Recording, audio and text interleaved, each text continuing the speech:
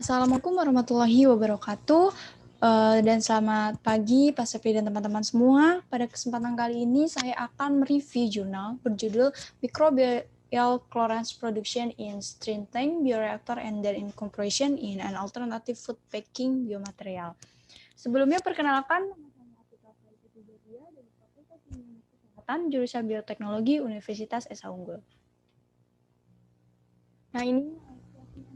Nah, ini dipublish pada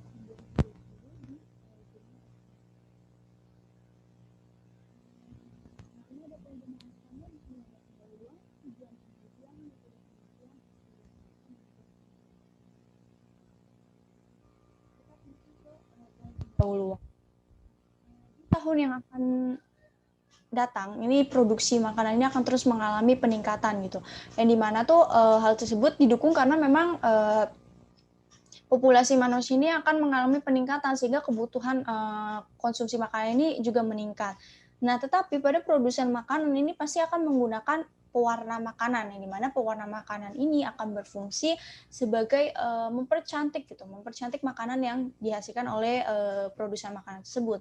Tetapi dia menggunakan yang namanya pewarna makanan sintetik, yang dimana pewarna makanan sintetik akan berbahaya jika dikonsumsi terus-menerus oleh tubuh gitu. Ini akan memberikan kerugian tersendiri gitu untuk tubuh.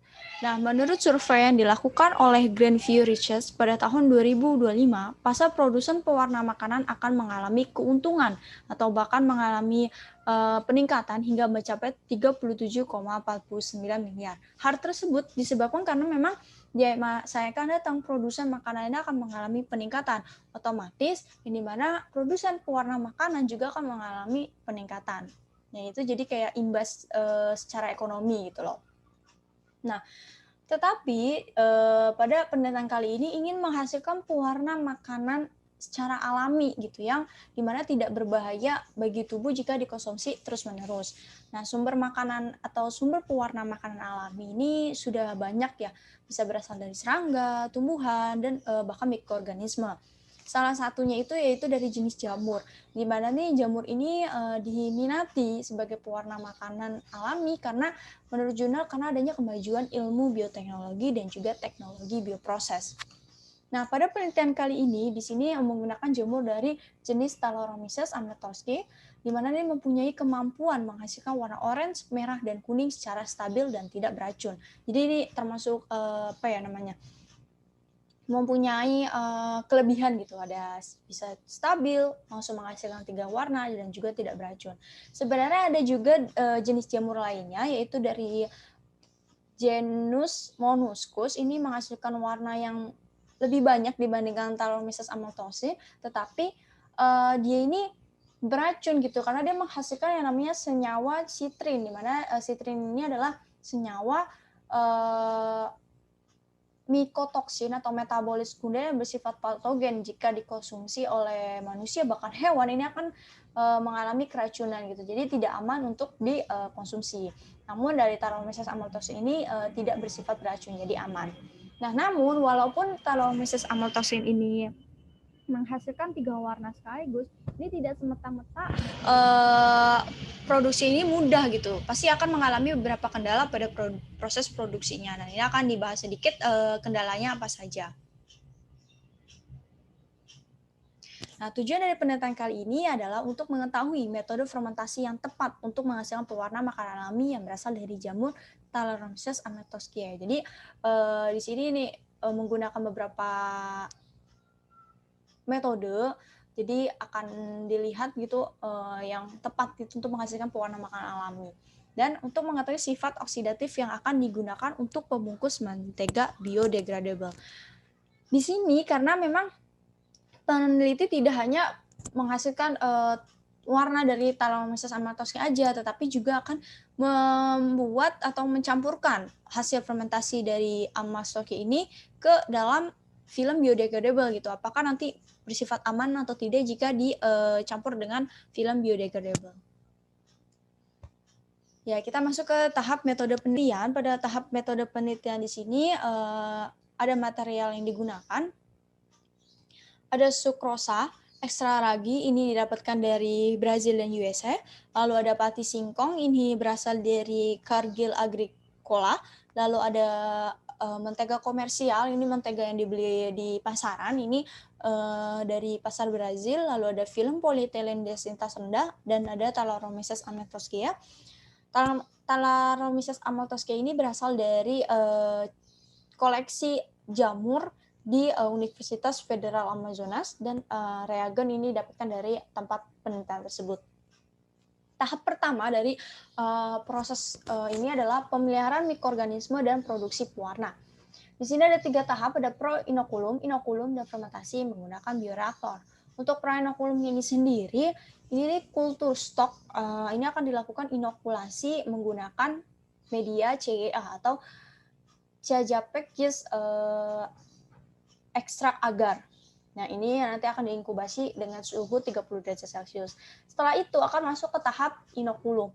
Untuk tahap inokulum ini sendiri, nanti kultur ini akan ditumbuhkan kembali, akan dipindahkan ke media CEA namun yang bersifat cair gitu. Jadi ini menggunakan metode yang kultur terendam. Nah, nanti setelah itu akan dilakukan inkubasi dengan suhu 30 derajat Celcius, rentan waktu 7 hari, dan menggunakan kekuatan 150 rpm. Kenapa di sini menggunakan pengadukan 150 rpm? Karena di proses fermentasi ini menggunakan proses pengadukan. Jadi dari awal juga sudah menggunakan proses pengadukan. Lalu tahap selanjutnya adalah metode analisis, atau analisis ini menggunakan spektrofotometer dengan panjang gelombang 410, 470, dan 490 nm. Jadi sebenarnya pada prosesnya ini di dalam bioreaktor ini tidak semena-mena ini Talaromyces ini menghasilkan langsung warna merah, orange, dan kuning gitu. Tapi ini untuk mendeteksi adanya warna merah, orange, dan kuning ini dari menggunakan yaitu spektrofotometri dengan panjang gelombang 410, 470, dan 490 nm. Ini adalah panjang gelombang yang tepat untuk mengetahui warna merah, orange, dan kuning gitu. Jadi sehingga harus menggunakan spektrofotometer. Nah, tahap selanjutnya adalah parameter kinetik, lalu ada pembuatan biodegradable dan penggabungan pewarna alami. Untuk pembuatan biodegradable dan penggabungan pewarna alami, di sini pati singkong akan dicampur dengan plastizer dan dicampur dengan hasil fermentasi. Tadi sudah dilakukan hasil fermentasi, akan dicampur untuk pembuatan biodegradable. Lalu analisis karakteristik biodegradable. Untuk analisis karakteristik biodegradable ini menggunakan mikrometer. Ini bertujuan untuk melihat ketebalan dari biodegradable, terus kekuatannya, dan sebagainya. Lalu untuk aplikasi biodegradable sendiri ini ketika biodegradable ini sudah selesai dibuat, ini akan digunakan sebagai pembungkus dari mentega. Lalu analisis statistika menggunakan ANOVA.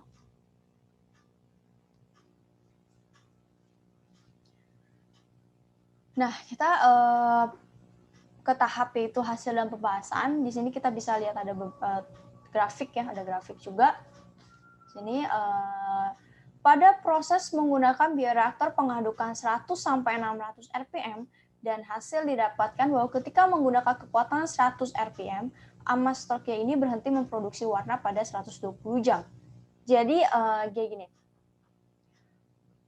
Kekuatan pengadukan ini sangat mempengaruhi hasil dari Amatoskeya ini, produksi warnanya. Karena jika menggunakan pengadukan yang rendah ini 100 rpm di waktu 124 jam, jamur Amatoskeya ini akan berhenti memproduksi gitu loh. Jadi dia sudah tidak lagi memproduksi. Hal ini disebabkan kemungkinan karena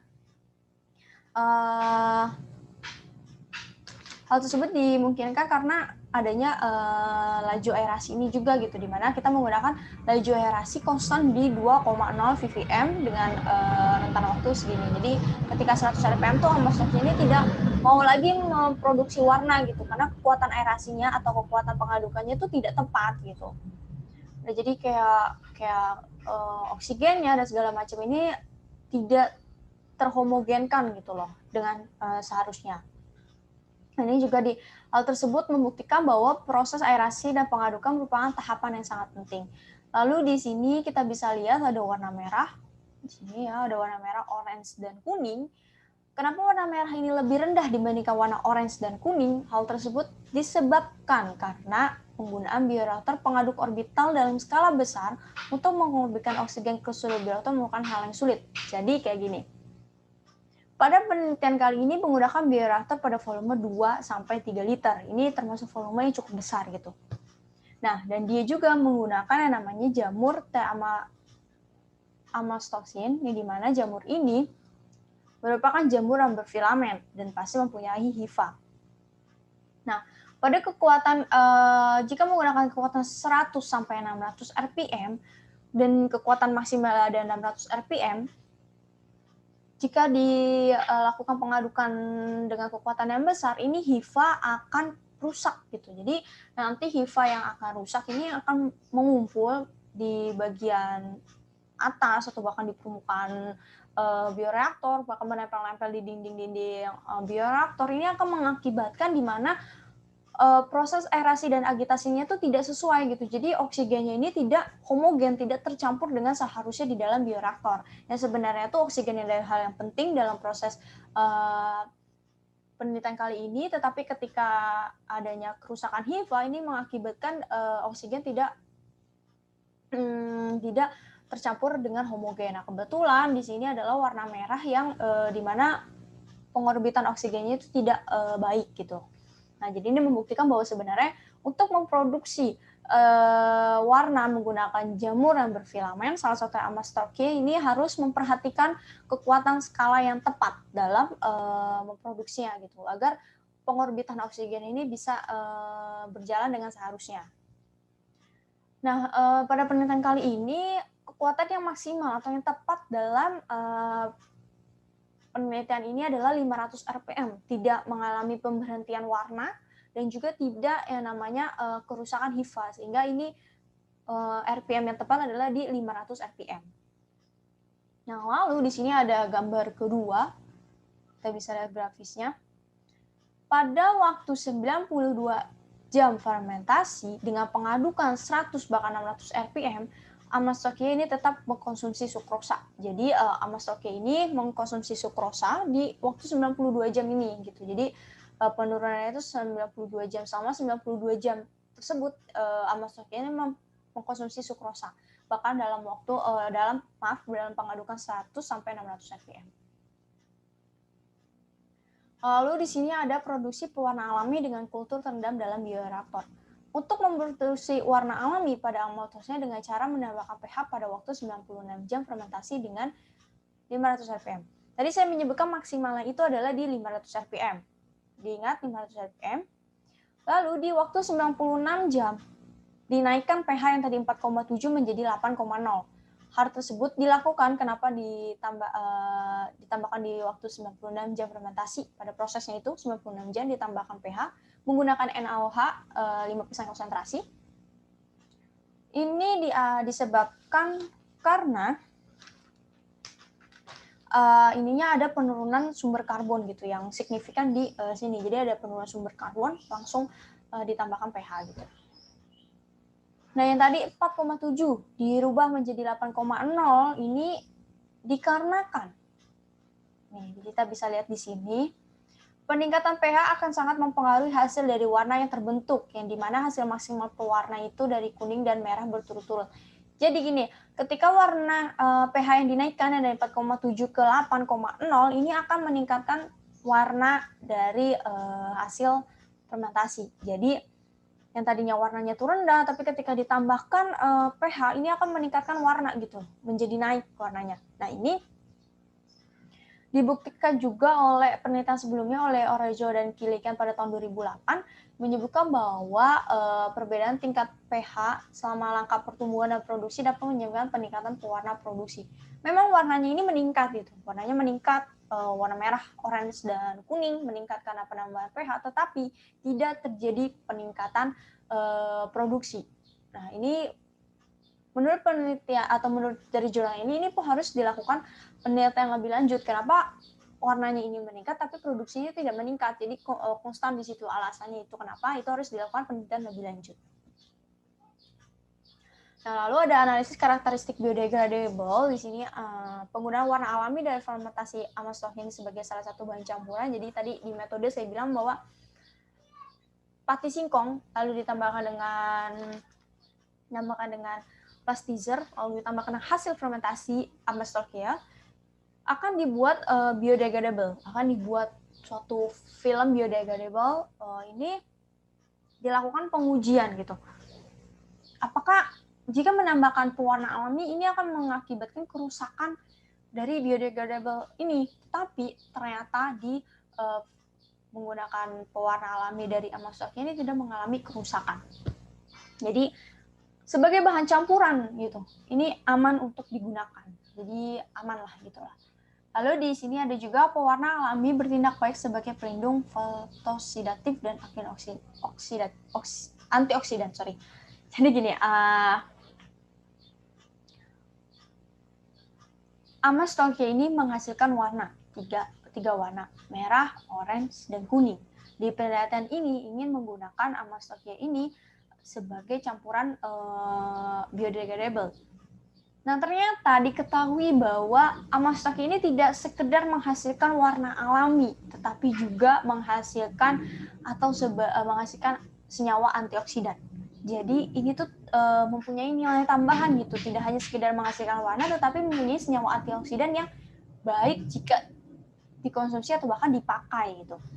Nah, bahkan ini dalam penyimpanan skala waktu 45 hari penyimpanan ini tidak mengalami kerusakan gitu. Terus antioksidannya itu juga oksidatifnya itu lebih tinggi dari produk kemasan. Jadi memang mempunyai yang aman gitu. Bahkan ini untuk membungkus mentega yang mempunyai mempunyai konsentrasi lipid itu tinggi gitu. Jadi termasuk aman sekali untuk digunakan. Nah, kita masuk kesimpulan. Sebelum saya masuk kesimpulan, saya akan memberikan komentar sedikit tentang kekurangan dan juga kelebihannya. Sebelumnya, sebenarnya saya tidak pantas untuk memberikan kekurangan atau kelebihan juga, tapi ini menurut saya harus ada sebenarnya. Untuk kelebihannya dulu aja kali ya. Untuk kelebihannya ini bahasanya itu lebih mudah dipahami. Terus metode dan penjelasannya itu tertata dengan rapi dan pembaca juga merasa ini mudah sekali untuk dimengerti, tidak terlalu sulit. Namun nanti ketika teman-teman ingin membaca jurnalnya, lalu ada miss dari review saya, bisa tolong di komentar di kolom komentar YouTube karena ini sangat membantu saya kenapa saya bisa miss di poin tersebut. Lalu untuk kekurangan itu sendiri,